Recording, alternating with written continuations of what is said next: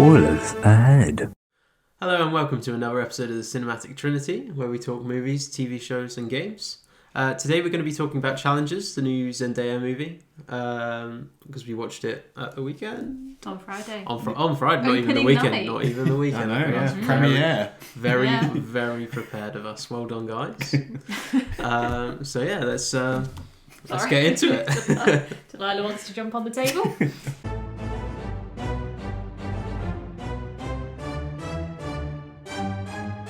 So where do we want to start on this one then? I think general brief thoughts and then we'll talk a bit spoilers. Because it's not based on a true story, actually, which I think the whole time I was expecting, but this is an original...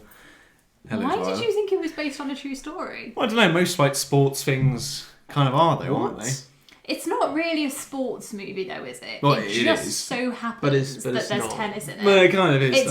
It's not. If you described this film as a tennis film, Yeah. it's not a tennis That's film. how I was describing it before we saw it. It's the Zendaya tennis movie. I know, but now There you've is tennis seen in it. It's like, oh no. It's not It's that not. tennis. It's tennis is the metaphor. The actual. It's Yeah. tennis is the Yeah. backdrop to a romance The story. backdrop and the metaphor. Well, I literally didn't know anything like what to expect going into it. There was obviously that trailer like months and months ago because we were speaking to someone at the cinema about this. Like, it wasn't really that well advertised. Like afterwards, you had that first trailer, looked quite good. Obviously, got us like interested in it, being like, oh, a new Zendaya movie. Let's go watch this. And then there was like nothing since. It kind of just, oh, it's out now. It's coming out in a couple of weeks. Let's go see it. But I'm glad we did because I had a very good time with this movie. You were laughing like a loon, in fact. I think both you me and were. Kieran were kind of finding it quite funny. Giggling. I had my little signature. Never an actual laugh. It's just a little bit very of rare that exhalation. you do have a very strong giggle though. Like Yes. you're a giggly person. You don't have like a booming I- laugh. I- You giggle. I have a range of laughs. I generally try not to bring up the giggle in front of too many people because it's a little bit embarrassing. But you know, we all have flaws. You know, we can't all be perfect.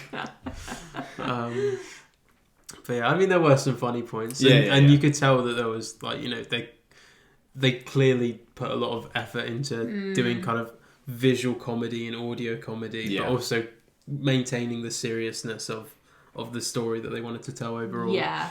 But yeah, I think I get what you mean. Like, I think the chemistry between the characters as well does help with like the seriousness and the comedy. Because the lead, like so Josh O'Connor and Mike Face characters, like the two lead guys, are really good. Like they do, especially like Josh O'Connor. I really liked his character. I never knew that I could feel attracted to a man with such big ears.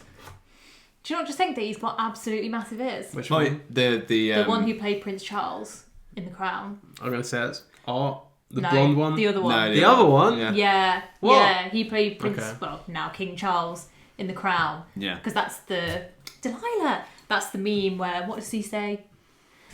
Morning, noon and night I care about her. Talking about Camilla. Oh yeah. Stop. I thought it was the because me and you did a TikTok to the audio, and it was the that is who I want. That is where my loyalties lie. That's it. You can Oh, do because much it was better the than I. not with the mother of your children. I refuse. Yeah, that's That's the meme. him. That's the Yeah. only scene I ever watched from The Crown with you, actually, because I never watched it, but you were playing it out loud. And I was like, oh, that seemed like quite a tense and a well acted scene. So yes, he was very good from the. Yeah, very good in that, It was and that- he's very good in this. Yes, I actually yeah. think that, Yeah. as much as I love Zendaya, I actually think that he was the best thing in Yeah, it. I think he stole the And show. Yeah. I think the chemistry between him particularly, they all had good chemistry on screen together, but between him and Zendaya particularly was excellent. Like, I really enjoyed when those two had scenes together and they were doing that bit. I really, really enjoyed it. And Yeah, because like brief synopsis of the movie is Zendaya's character Toshi is this Tashi Duncan. whatever. She is a rising tennis star, so obviously she's got big things ahead of her. She's got these two guys who fancy her. So you got Josh O'Connor's character and then Mike Face character. They both really like her, so it's kind of this love triangle between the three. She gets injured and becomes Art McDonald, who's Mike Face character, his coach. But there's still like tensions brewing between the three of them, and like She gets married to Art, doesn't she? Yeah, She and it's becomes kind of his like coach and then gets married to him, but she's also already been with Patrick, who is Josh O'Connor with the big ears. Yeah. So it's kind of like this It's like it's telling like their story. Love triangle over the course of 13 years. Yeah. And it dips back and forth. It's not like a linear movie. Mm-hmm. It's going like it starts at the end, you know, where there's like the end tennis match. It starts there, and then you go back and learn. So, but it's sometimes films like that are really like annoying and you can't follow it. But this, I think it like aided the story. Like it wouldn't have been boring because it's still like a fun story. Yeah. But it's like the story is heightened by the way that it like skips through time and you don't learn everything all at once. I think that really like adds to it. I think. Sorry, after you. All right. And that really kind of like leans into the tennis metaphor, because obviously like there's certain points in the game where one of them is in a better advantage than the other. Yeah. And that's because at that point like. Hello, Delilah. Yes. Like whenever one of the characters is with Zendaya's character, like they're usually ahead in the game. Yeah. And then when the other one is like, it comes like they kind of bring it back a little bit. Another good thing. Do you agree, Kieran? Maybe. The soundtrack of the film. The first time there's this like. How would you describe it? Like dance music, like techno, rave music, where it's like, I came out of the cinema and I was expecting it to be the song where it's like,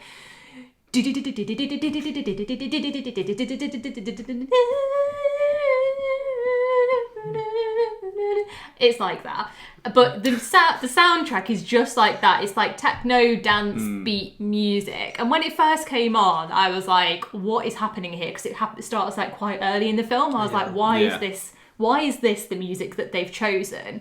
But every time it came on, you were like, something's going to happen, something's going to kick off, something's going to go wrong here. So it just like filled me with such like joy, like every time it came on there. Like I was so excited every time the music started. I think it worked well in the end. It always, I think I kind of rolled my eyes a little when it was that music with like a slow-mo shot, because they used it quite a lot during the tennis. So it'd be like and be like one of them like about to serve the ball or whatever, and he'd be like, all right, come on. I mean, that was fine. I didn't like the bits of music where it was like, because it opens and there's like another scene where it's like the choir and like a kid's choir singing something, so I was a bit like, this is a bit weird, because that's what the film immediately opens with. No, yeah, it does. We're talking about a different scene then. Yeah, the opening of the film though is a kid's choir. Is it? Yeah. Oh, I don't remember that. Well, I don't remember that. I was thinking over the soundtrack. Yeah, I can either confirm or deny. I was thinking about the scene where Tashi sees Patrick again in the car park, and it's really windy, so and there's like like a choir singing there when they're like kissing and stuff. Yeah, so I thought that worked perfectly.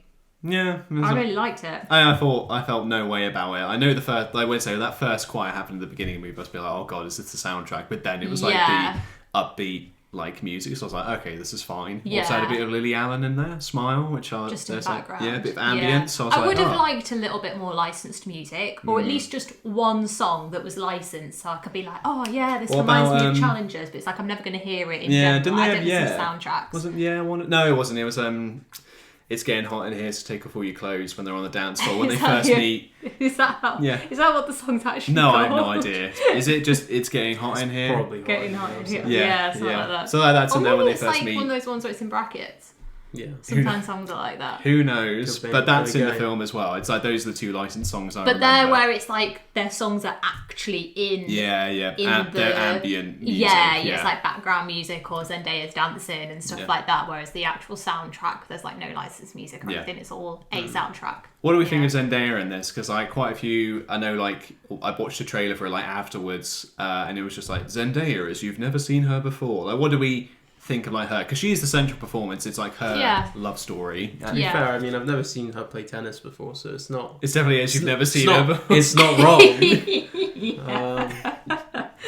I think it would have been Zendaya as I've never seen her before, but because she's also just been in Dune, and we've also been watching her in Euphoria recently, I feel like this is more just. This feels more like her now, and I think she's not.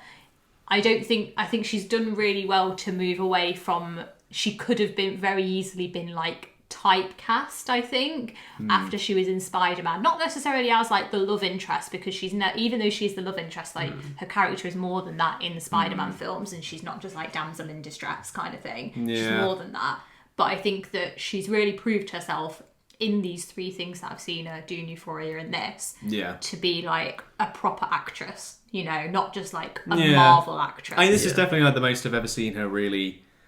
I think this is a different kind of character for her to play, because like Euphoria and like Spider-Man, she is kind of like a socially awkward teenager in school, and even like Dune, again, she wasn't like the most remarkable thing in there. She was still pretty good, but like I think even in like the review we did, I was kind of saying most of her stuff kind of boiled down to her doing like a unapproving expression or like looking sad, whereas like this is like she is in control. She's obviously at the top of her game. She knows how to like pit these 2 guys against each other, so she's like in her element, and like, you know, it's just more like, it's a more adult role. Like she is playing like a 20-year-old, like 30-year-old woman Mother. like mother. So like it's a different kind of character I think we've never seen her do. So I thought she was really good, and like especially like her trying to like control the turmoil inside of like, which guy do I get with kind of thing. Like that worked really well. It's really nice like power struggle between the 3 of them, because they all want the power, they all want to be like the best tennis player, they all want to be completely in control of the situation,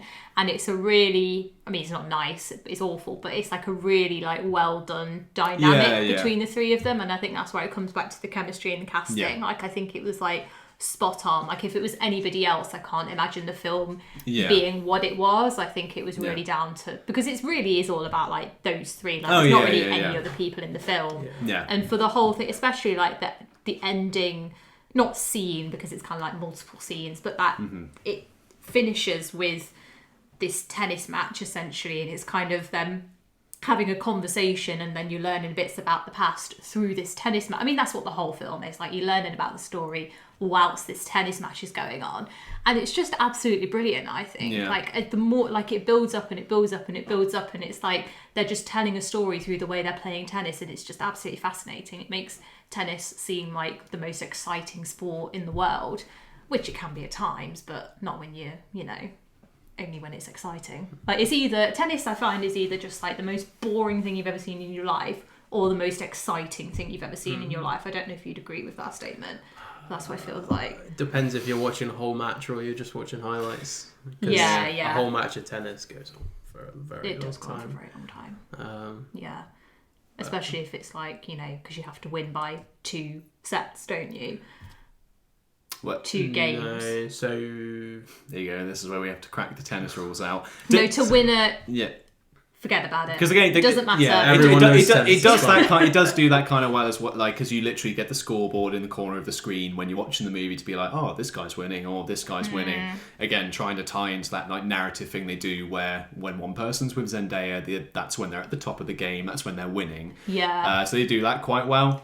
There's also just some really great shots in this film of the tennis. There's like they do some point of view stuff, tennis and point of view of the tennis ball, which I think is really cool. I mean, it did make me feel nauseous when it was like the tennis ball going back and forth, and you're watching it from that point of view. It didn't make you feel nauseous. It made you jump, because it does the thing where like the tennis ball heads straight. I saw you jump. I saw you jump. I will admit to jumping at the tennis ball coming straight towards the screen, but that's not what I'm on about. I'm on about the fact when it's you are the tennis ball and you're bouncing along as the tennis ball. So like the bats and stuff. It was also, if they was doing a serve and hitting the ball, it would just, they'd be hitting it essentially directly at the camera, so it would be like, you know, every single, and it did get me every single time. The weird shots I thought was like when there was like the first person tennis. I don't know why that like freaked me. I know, like, that's so weird. It made me feel a little bit off. I was like, wait, what's going on? Watching like a weird like Call of Duty like mini game or something where they're playing tennis, but they had like they do the same in Wild Child where they're playing lacrosse. Have you seen Wild Child? No. Oh, what a shame! That's a really good film. We should watch it. But anyway, because they had like the POV shots. They had where you like the tennis ball, or whether it's the guys playing tennis, and then they had like some cool shots where they must have like done like a glass like thing and got them set on top of it, because it'd be like they had the markings of the tennis court, but it'd be them like bouncing the ball on this panel of glass, or it'd be like just looking at them like from below, which was really like, that was really cool. So they definitely took some creative stuff to make it more interesting rather than it just definitely. Because they do some like, I like the shots where, because obviously Zendaya's got such a stake in this game, like who wins, like everyone else is kind of there like looking side to side, but she's kind of there like looking dead center, because she's like, oh god, everything's on the line. This is the most important tennis game of my life. Yeah, but yeah, that's really good. It's a really good tennis. It's the best tennis game put to film. Yeah. I can say. I guess I can I've say with never confidence. really seen any other tennis movies or anything like that, so it's the best we've seen. So until Challengers 2. I doubt that there's going to be a Challengers 2. I certainly hope not. I hope they don't ride this wave of it doing fairly well and getting fairly good reviews. It could have been a really, really awful film. Yeah, it definitely could have been. It could have been awful, but I think it falls into the category of like underdog, film that you think is going to be rubbish but is actually pretty good and you can have a good time with. And it was nice watching it in the cinema as well. Like, it was a good cinema film. I think it really added to it and keeps your attention more, obviously, because you're in the cinema, there's no phones or whatever. So I think it was a really good cinema experience. I really enjoyed it. I recommend going and see it, like, that's for sure. I'd like if you're seeing it now whilst it's still in cinemas, or if it's on demand or like on DVD, go buy, because it is worth your time. It's definitely worth a watch. And also, if you're worried about watching it because of the 15 rating and the fact that there is supposedly a lot of sex in it, there isn't really that much sex in it, is there? I was telling two of this. I got home and watched again. It was the same trailer, and it was just it's like, this year, one of the sexiest films of all time. When it comes out, it's like, really, like, wasn't. I mean, it is a sexy film in that there's this tension between the three of them. It's very heated, I think, but there's not like explicit. There's no explicit scenes. It's there's not like nobody, gets anything out. Like, it's really like it's not like that. It's not 50 Shades of Grey or that 365, whatever it was on Netflix, like that one that was meant to be. Again, 365 days. Or It's not that kind of movie. It's not like that. Like, you could watch this with your family.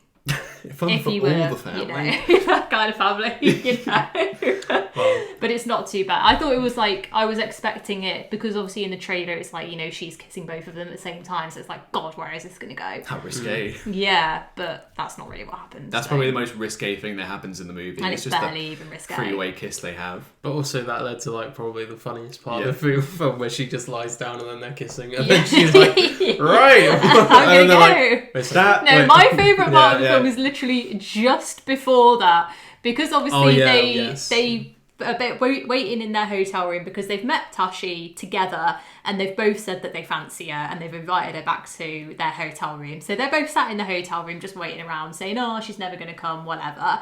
And then there's a knock on the door and they're both sat, and there's about 5 different shots from every different angle of them just going and like looking at each other like, oh my God, she's just knocked at the door, like, what do we do? And it's like, it just goes on for just the right amount of time. It's not too short, not too long.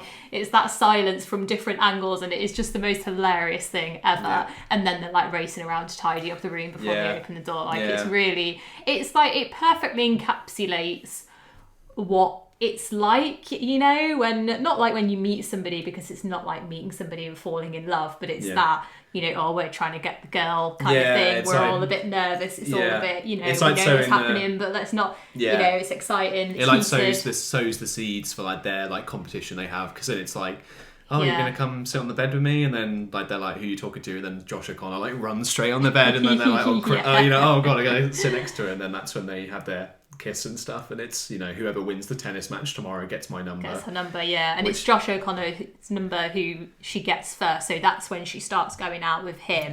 And then Art tries to like manipulate the situation a little bit in his favour. He does, very sneaky. But Patrick, Josh O'Connor, he like sees straight through it. Like, Zendaya doesn't see through it straight away, but Josh does, which is really interesting. And I think it was interesting what you said, Michael, like, because there's still the tension between all three of them, and particularly between Tashi and Patrick. You said that, like, their chemistry is good because Patrick like sees Zendaya for who she is. Well, it's like, he doesn't worship the ground that she walks on and put her on a pedestal. He sees her as like a manipulator, and it's like, but also like a really good tennis player, and she's attractive, whatever. But he sees her for that. He just sees straight through all of her. That's like his thing. And then Art is purely like, he does worship her and like, just says, oh my God, you're the greatest tennis player, I'll come to your matches and watch you. Whereas like Patrick isn't like so fast, just because he wants to be like the best tennis player as well. And it's kind of like, Art doesn't think he can be without Tashi. And then like obviously problems in their relationship kind of stem from her sort of forcing this need for him to be great onto him when he might just want to give up and retire kind of thing. So it is like interesting ends, and you can probably see why she wants to go for both of these guys at the same time, and why like her needs sort of differ between all these different periods. Like it's really exciting to watch, I think. Like it does all feel very exciting and scandalous. Well, there's and it does lead to like a good like plot device, or like Chekhov's gun or whatever, where it's the Chekhov's tennis racket. So because there's like a thing early on where Art wants to know if Patrick has slept with, because they're just starting to go. It's like, oh, have you guys slept together yet? And he's like, oh, I'll tell you what, I'll do your tennis serve if I've done it. So it basically involves him putting the ball into the centre of the racket and serving it. So he does that, and then obviously it's like, oh, you slept with her, haha, all fun and games.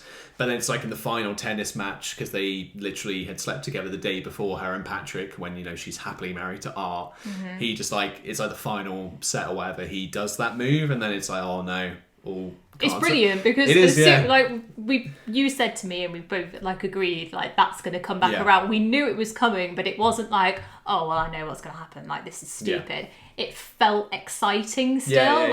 We were waiting for it to happen. Like every serve he went to do, we were like, is he going to do it now? Is he going to do it now? No, he's not going to do it yet. He keeps waiting, and you are waiting for it to happen. But I think it like works really well. Like, do you agree, Kieran? It didn't like ruin it for you. No. I see. Like when that first scene came up, I was like, oh, that's quite funny. I'm sure that will come up again at some point. Yeah. And then I kind of forgot about it. And then like it came towards the end of the film, I was like, he keeps doing this serve. They keep showing this serve. Yeah. So it's obviously like it's going to come to a point where he's going to do art serve. And then obviously he did. And then it's like, Yeah. It is brilliant. Yeah. It's a really good scene, because obviously the two guys know what they're talking about. They know but no one they know else where does. They are. Nobody else does, and Zendaya doesn't. So she's just watching the match and she's like, what's going on here? Like, Art's being weird. Like, what's going on? She doesn't know, but they know, and it's just like, oh, it's so exciting. It's like you want to...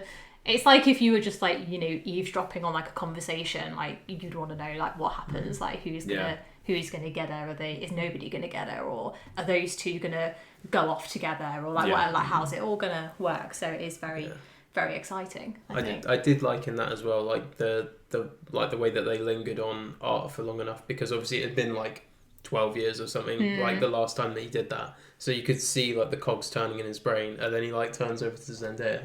And you can like tell that she knows something's wrong. Yeah. Like, that's just really good visual storytelling. It is, brilliant. He like builds in his mind, and that's when he's like God damn it kind of thing, and or swears. Maybe slightly worse. Yeah. He like just curses on the pitch, and he's like, oh, great kind of thing, like, oh brilliant, not only do I have to win this tennis match, but now I found out that my wife is sleeping with my former best friend, kind of thing. And like the ending again, like it's one of those like classic, the match ends cut to black kind of thing, but it is good because it's sort of like they find out about that, then they kind of get to the point where they are completely equal. It's 6 points or whatever it is, six games to 6. 6 games to 6, so there needs to be a winner. And then it's just they literally just have one long rally. It's like them fully going for it, and it's like, because Art's whole thing as well is like he's just not. It's either like a confidence thing, or he just doesn't let it all out when he's playing, and that's one Zendaya's kind of trying to push him to do, like just let it. Yeah, well, after his injury, like he keeps losing his matches, so they basically put him into this challenger event, which is obviously where challengers comes from, assuming. They put him in this, which is basically like all the amateur people who are essentially, when you try out for Wimbledon or something, like it's essentially those. So they thought, he can go in, he can beat all these rubbish players, and that's it. But what they didn't anticipate is Patrick being there. Well, she knew, didn't she? That was the thing. She knew Patrick would be there. But again, he doesn't know that. No. And again, she's manipulating the situation. Yeah. Which is, and it all comes together. They have their rally, and then it's like Art does like a power shot downwards, and goes over the net, and wins that match. I guess that's the thing. And again, we were saying it might not. Did he win? Did he?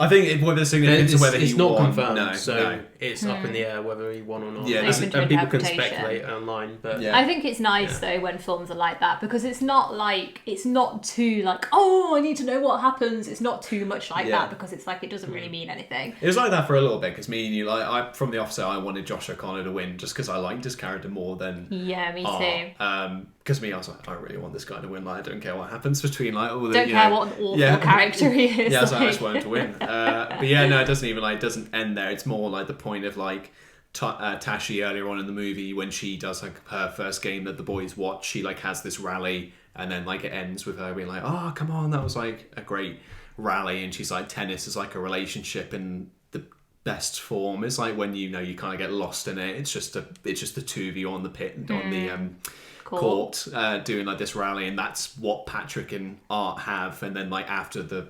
after Art scores his shot and wins that round, Tashi kind of just does the same. "Oh, come on." Like I was thinking, I think I said to you, like, this is the greatest game of tennis she's ever seen. Yeah. Kind of thing. And that's like, oh my God, he's finally like come out of his shell, he's finally done, like they've been pushed to their limits kind of thing. Yeah. Which is like really, I always like stuff where it's like the payoff for like, the like Whiplash. They set up, it's like, they set up like this, the greatest performance of all time is going to be this, and then that happens, and like, oh my God, it's the greatest performance of all time. Like, it's what I've always wanted to see. Yeah, it works really well, doesn't it? And let's just give props to all the actors and actresses for the tennis. Like, I do think that you don't think for a moment these aren't real tennis players, these are rubbish at tennis. Mm-hmm. Like, even just the fact, like, with Patrick, they both have their serves, don't they? And Patrick puts his hand behind his arm and behind his back and like taps it twice.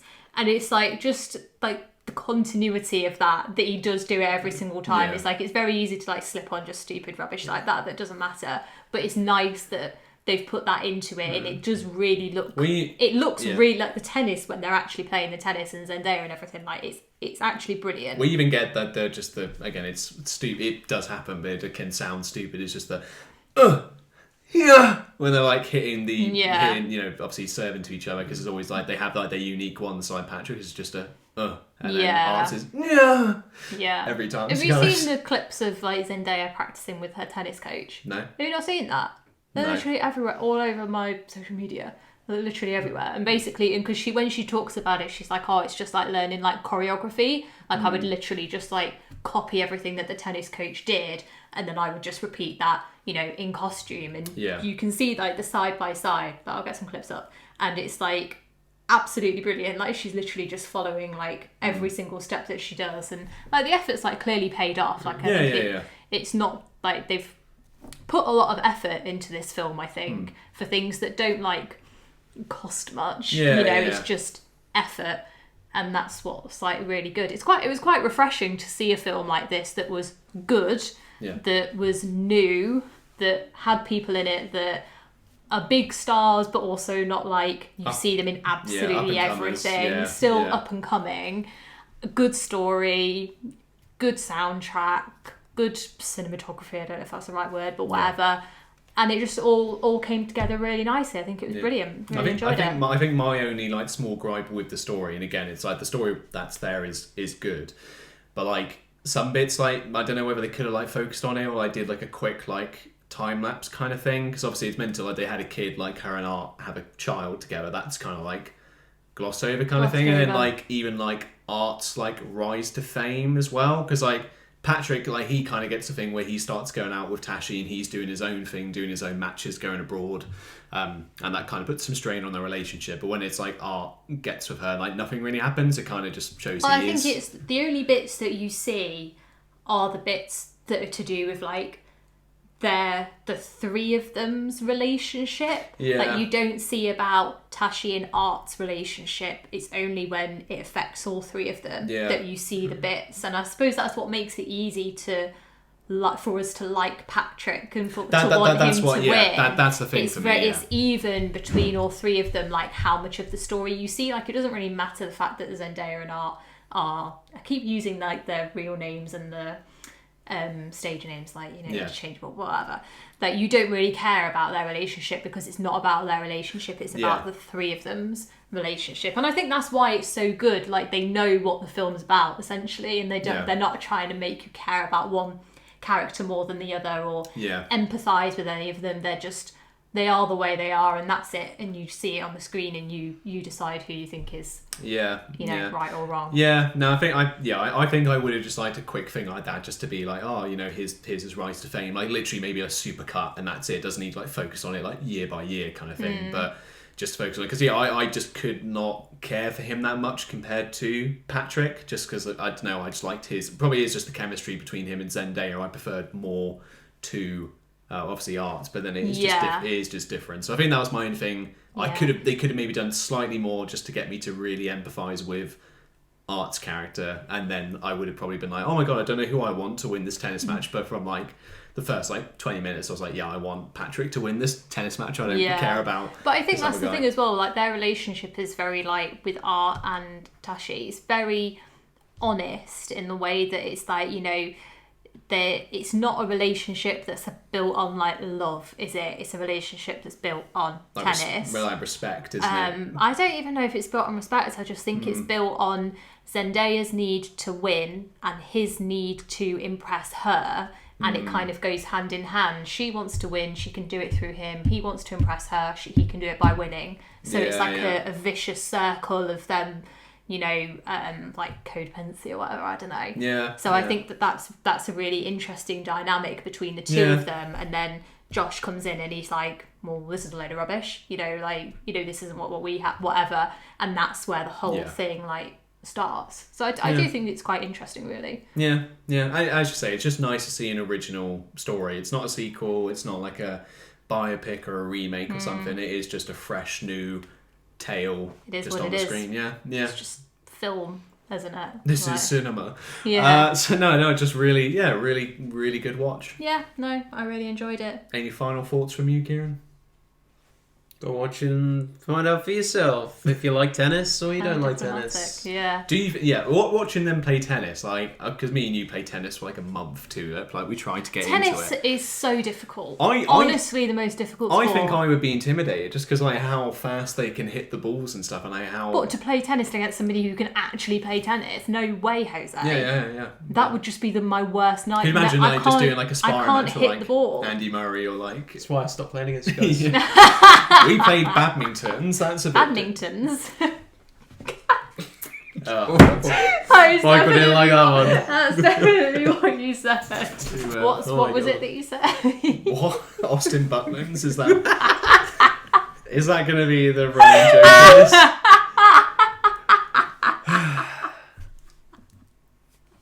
That's what I have to put up with. Austin Butlins. So good. That was the funniest thing that's ever happened to me.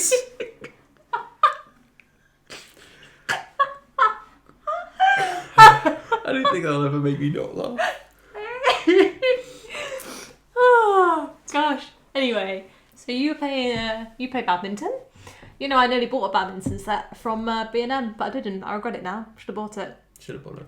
Yeah. Played it. I don't know why you're looking at me. I wasn't there. You should have bought it, Michael. Yeah, so yeah, I was on in fact, I think it was the garden centre, but yeah, I should have got it because I think badminton is much easier than tennis. I like a game of badminton. Obviously the shuttlecock's not going to hurt you, is it, compared to a tennis ball? I don't know, if it hits you square in the forehead, then Well, you got like a steel arrow tip on it or something? Well, it's coming from a height. If you drop anything from a height, it's not going to give you a cartoon bump on your head, is it? I don't know.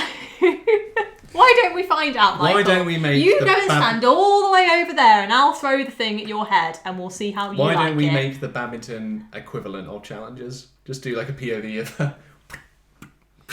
just do a little, Yeah, it won't quite have the same effect because there's no like bounce in the middle. middle. I couldn't imagine Zendaya watching a match of badminton and being like, "Come on!" Yeah, It's not a very like sexy sport, is it? I think tennis could be quite a sexy sport, but badminton really. Have you seen? Well, maybe not sexy, but like intense. Have you seen like Olympic games and stuff like what, that? like Olympic ping pong? That I feel I've watched way too much of. I know, but it's the same kind of sport. No, it's really not too.